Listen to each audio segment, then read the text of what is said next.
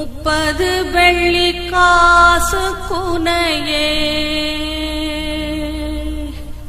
விற்பனை செய்த யூதாஸ்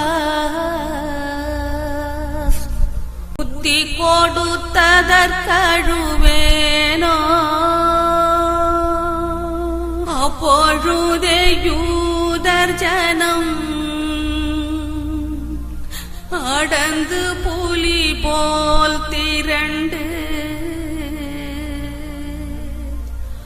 அணுகி வளைத்ததற்கழுவேனோ.